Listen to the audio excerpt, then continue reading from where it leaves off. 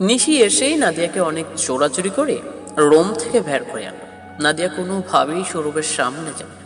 সেই এক কথা বলে যাচ্ছে। নিশি ওকে ধমক দিয়ে বলল, দেখ বোকার মতো কথা বলিস না। চুপ করে থাকলে যদি সবকিছুর সমাধান হয়ে যেত তবে মানুষ চুপ করেই সব সমাধান করত। উনি যখন এসেছে তুই কথা বল, কি হয়েছে আমাদেরও বল। তোর কথা শুনে তবেই আমরা তাকে কিছু বলতে পারবো, না জেনে তাকে কি বলার আছে। নাদিয়া পরে নিজেও ভাবল, যা বলার তার সামনেই বলা উচিত।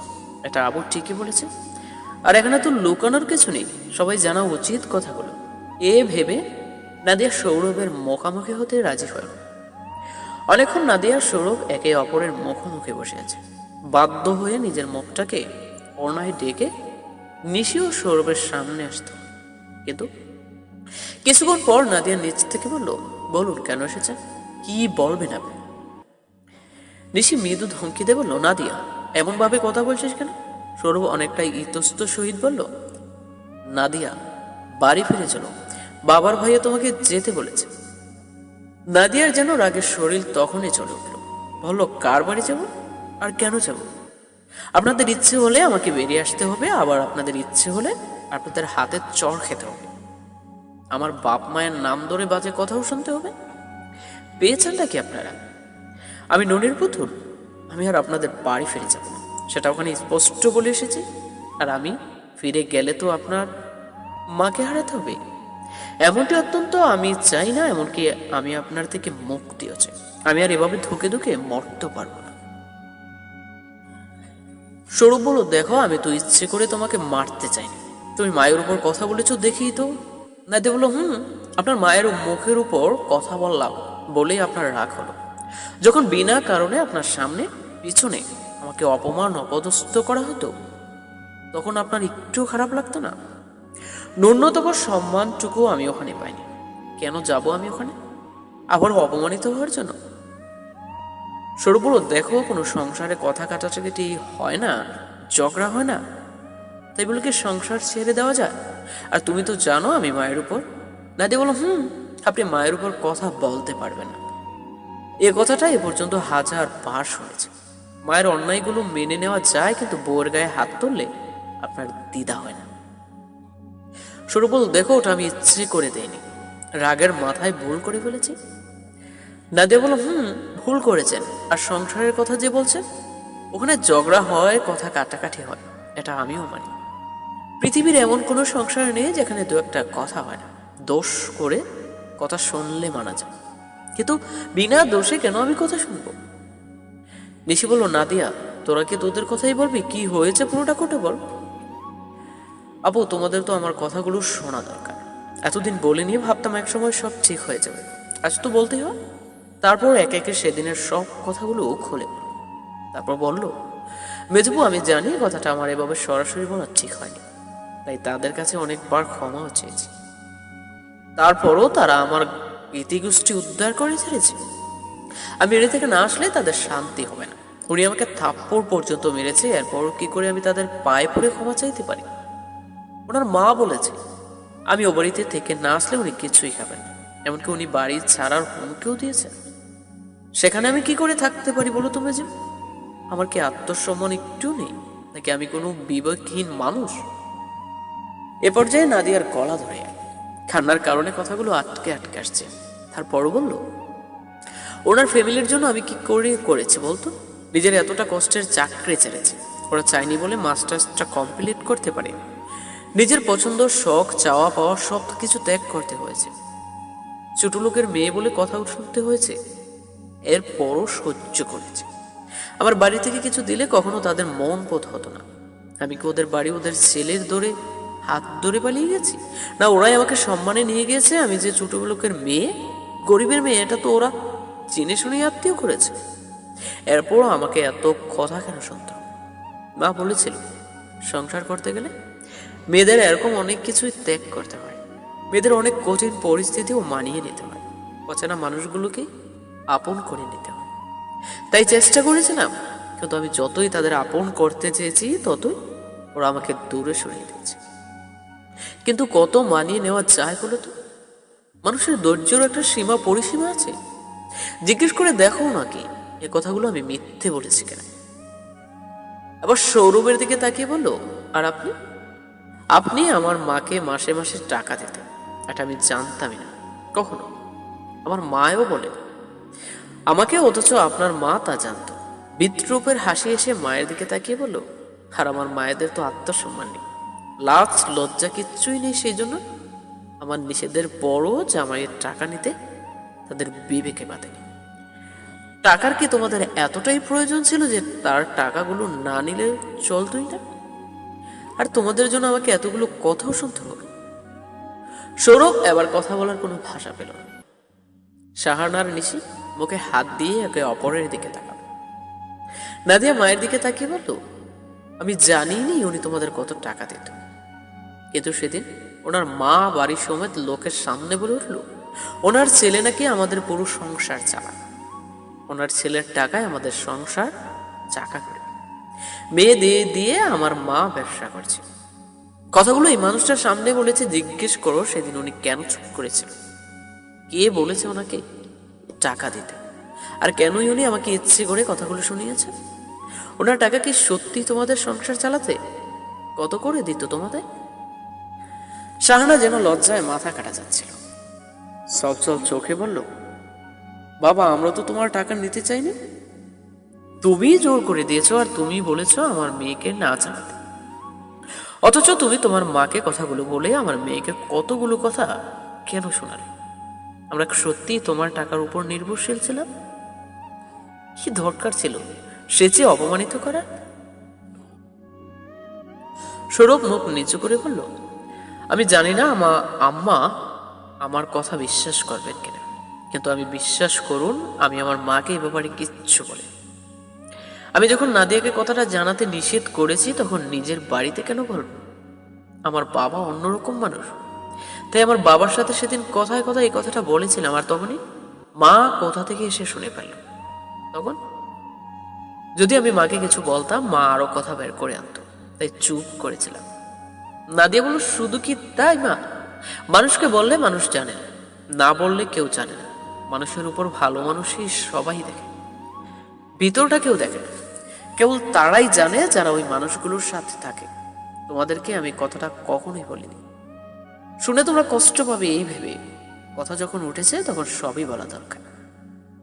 তোমাদেরও জানা দরকার এতদিন আমি কি জীবন পার করে এসেছি।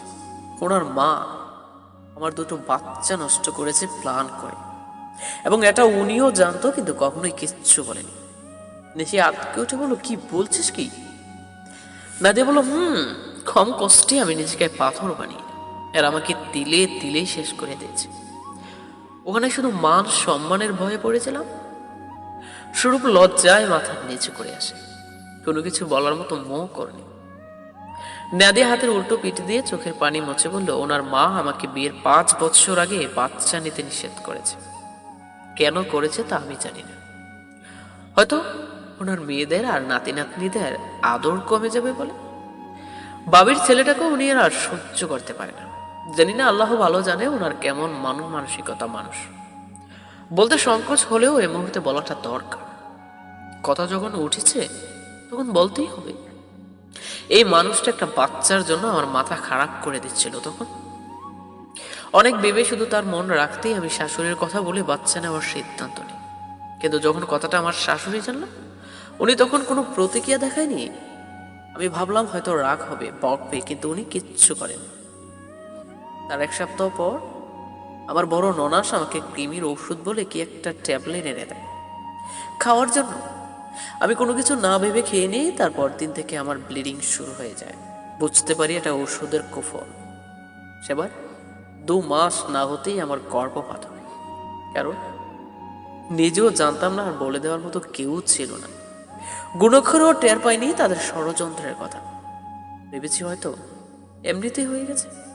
কত মানুষেরই তো হয় এভাবে মিসক্যারেজ। এর পরের বার যখন কনসিভ করলাম, সেই কথা জানার পরে আবারও আমার নানাস আমাকে সেই একই রকম একটা ওষুধ এনে দেয়। এ বলে যে প্রতি 3 মাস পর পর কৃমির ওষুধ খেতে হয়। আমি তখনও কোনো কিছু না ভেবে বোকার মতো ওষুধ খেয়ে নিই। ভেবেছি কৃমির ওষুধ খাওয়া তো ভালোই, কিন্তু সেবার একইভাবে আমার ব্লিডিং শুরু হয়। সেবার টানা 10 দিন বিছানায় গড়াগড়ি খেয়েছি, কেউ পাশে এসে বলেনি আমার কষ্ট হচ্ছে কিনা, আমার কিছু লাগবে কিনা। নিজের কষ্টে নিজেই কেঁদেছি। অসহ্য পেট ব্যথা নিয়ে উঠে গিয়ে বাড়ির কাজগুলো করতে হয়েছে কেন জানি। এরপরেও আমার সন্দেহ হয় ওই ওষুধটার কোনো কুফল নেই তো। আগেরবারও ওষুধটা খাওয়ার পর এমন হয়েছে। সন্দেহ নিয়ে ভাবিকে ওষুধের কাজটা দেখাতে ভাবি বলল, সর্বনাশ, এটা তুমি কি খেলে, আমাকে কেন হবে বলো। আর যখন কথাটাই মানুষটাকে জানালাম, জিজ্ঞেস করো, উনি ওনার মা বোনকে কিচ্ছু জিজ্ঞেস করে না। আমি ওনাকে তো ওনার মায়ের সাথে তর্ক করতে বলিনি, কিন্তু ওনার স্ত্রীর সুখ দুঃখের দায়িত্ব যখন ওনার ছিল, তখন ওনার কি উচিত ছিল না এই ব্যাপারে সচল হওয়া? উচিত কথা বলতে কিসের ভয়? নিশি সৌরভের দিকে তাকিয়ে বলল, ভাইয়া এরপরও আপনি বলবেন, আমরা যেন ওকে বোঝাই। সৌরভ মাথা নিচু করে নিচের দিকে তাকিয়েছে, কারণ তার বলার মতো কিচ্ছু নেই। দেখেন ভাইয়া, একটা মেয়ে যখন নিজের বাড়ি ছেড়ে শ্বশুর বাড়ি যায়, তখন তার সবচেয়ে আপনজন হয় তার স্বামী। শ্বশুর বাড়িতে সবাই হাজার কথা বললো, যখন এই মানুষটা তার পাশে এসে দাঁড়ায়, তখন কোনো কষ্ট মনে হয় না।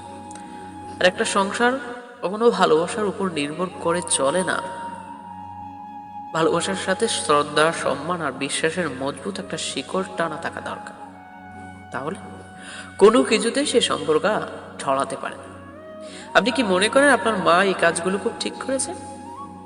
সৌরভ বলল, না আপু, আমি জানি মা ঠিক করেনি, কিন্তু মায়ের কথার উপর জোর দিয়ে কিছু বলার সাহস যে আমার হয় না। কিন্তু আমারও খুব কষ্ট হয়। হয়তো অন্য সবার মতো বলতে পারি না, এটা হয়তো আমার ব্যর্থতা। আমি না ওকে কিছু বলতে পারি না মাকে।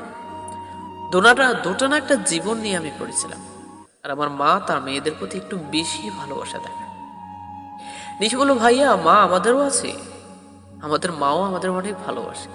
মেয়েদের প্রতি মায়েদের একটু বেশি টান থাকে, কিন্তু ছেলের বড়ও কারো না কারো মেয়ে, তাদের প্রতি অবহেলা বা অবিচার করে মেয়েদের প্রতি আলাদা আতিথ্যতা দেখানো কখনোই উচিত নয়। কারণ এই মেয়েগুলোই নিজের আপনজন ছেড়ে এসেছে শুধুমাত্র আপনাদের উপর একটুখানি বিশ্বাস নেই।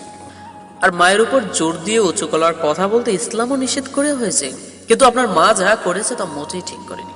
আপনি হয়তো ভাববেন আমি আমার বোনের পক্ষপাতিত্ব করছি, কিন্তু সত্য এটাই, আমি আমার বোনের হয়ে সাফাই গেছি যে ও আমাদের কথা উৎসাহ পেয়ে আপনাদের সাথে খারাপ ব্যবহার করবে। কিন্তু আপনার মা আর বোন মিলিয়ে দুটা বাচ্চার জীবন নষ্ট করেছে। এটা যে কত বড় অপরাধ তা হয়তো আপনি একটু হলেও জানেন। আপনার মা যা করেছে তার জন্য আপনি প্রতিবাদ করতে পারতেন। প্রতিবাদ যে মায়ের সাথে জোর গলায় কথা বলে বা রাগারাগি করে জানাতে হয়, তাও কিন্তু নয়। আপনি ওনাকে সুন্দরভাবে বোঝাতে পারতেন, তার ভুলগুলো ধরিয়ে দিতে পারতেন, কিন্তু আপনি তা করেননি। এটা একেবারেই ভুল করেছে। মা বলে তার যে কোনো ভুল হয় না এমনটাও কিন্তু নয়, ভুল সবারই হয়। আপনি যে বউর কথায় মাকে, মায়ের কথায় বউকে বলে বোঝাবেন, তা মোটেও ঠিক নয়। যার যার জায়গা থেকে তাকে বোঝানোর চেষ্টা করবেন, ভুলগুলো শুধরে দিবেন। মা মায়ের জায়গায়, স্ত্রী তার জায়গায়। এরা কেউ কারো সমকক্ষ নয়। দুজনের সাথে আপনার ভিন্ন সম্পর্ক এবং দুজনই আপনার অতি আপনজন। আপনি চুপ থেকে যে ভুলগুলো করেছেন, এটা কি আদৌ শুধরানো যাবে? আপনার দুটা বাচ্চা শুধু নষ্ট হয়েছে ওনাদের কারণে, এর ক্ষতিপূরণ কি হতে পারে? নাদের যে শরীরটা এইভাবে ভেঙে গিয়েছে, তার ক্ষতিপূরণই বা কি? আর আমি বা এত কিছুর পরেও ওকে কিভাবে আপনার বাড়ি যেতে পেলে? সৌরভ বলল, আমি তো স্বীকার করছি আমার ভুল হয়েছে, কিন্তু তাই বলে ভুলটা শুধরানোর কোনো উপায় কি নেই? নাদে এবার জোর গলায় বলল, মেজবু, তোরা যদি জোর করে আবার আমায় ওখানে পাঠাতে চাস তাহলে ভুল করবি। আমি আর এসব নিতে পারবো না। ওনাকে চলে যেতে বল, আর বলিস তার মায়ের মনের মতো কাউকে নিয়ে জীবন সাজাতে। আমি আর ওখানে ফিরবে যাব না। এ বলে সযত্নে চোখের পানিটা ওনার এক প্রান্ত দিয়ে মুছে নাদিয়া দ্রুত পায়ে পর্দা সরিয়ে পেছনের রোমে চলে গেল। আর এখানে থাকলে কোনো না কোনোভাবে নুন নরম হয়ে যেতে পারে, কেন সেও তো সৌরভকে একটু হলেও ভালোবাসে। কিন্তু এই মুহূর্তে কিছুতেই মন নরম করা যাবে না, আমাকে কঠিন হতে হবে। নাদিয়া নিজে নিজেই ভাবল। সৌরভ নিশিকে লক্ষ্য করে করুণ সরে বলল, আপু প্লিজ আপনি একটু কিছু করুন। আমি জানি ও আপনার কথা ফেলতে পারবে, আমি কথা দিচ্ছি। এবারে আমি ওর কোনো অসম্মান হতে দেব না। নিশি বলল, ভাইয়া দেখুন, এখানে আমি ওকে কোনোভাবেই জোর করতে পারি না, কারণ ওর সাথে যা হয়েছে তা তো ওর হৃদয়ের কেটে আছে। যার যা যায় সেই হারানোর কি যন্ত্রণা বুঝে। এমনি তো আগে থেকে কটু কথা বা কোনো অপমানজনক কথা শুনতে পারতো না, তারপর এতদিন যে এভাবে ধৈর্য ধরে রয়েছে তাতেই আমি অবাক। কিন্তু এখন ওর ধৈর্যের ভাত ভেঙে গিয়েছে। এখন যদি ওকে আমরা কোনোভাবে চাপ দিয়ে আপনার সাথে পাঠাতে বাধ্য করি, এতে হিতে বিপরীত হবে। শেষে যদি এরকম আরো কঠিন কিছু ওকে সাফার করতে হয়, তাহলে আমাদের ক্ষমা করবে না। আমি এখন ওকে কোনো প্রেশার দিতে চাই না। ও এখানে কিছুদিন থাকুক, এরপর আস্তে আস্তে ধীরে ওর মন ঠিক হলে হয়তো ও নিজেই ফিরে যেতে চাইবে। আর না চাইলেও আমাদের কিছু করার নেই, কারণ জোর জবরদস্তি করে কোনো সম্পর্ক টিকিয়ে রাখা যায় না। স্বরূপ কোনোভাবে কাউকে বোঝাতে না পেরে একটা হতাশ নিয়েই নাদিয়াদের বাড়ি ছেড়ে বেরিয়ে আসলো। হয়তো নাদিয়ার সাথেই এটাই ওর শেষ দেখা, হয়তো বা এই বাড়িতে এটাই শেষবারের মতো ওর আসা।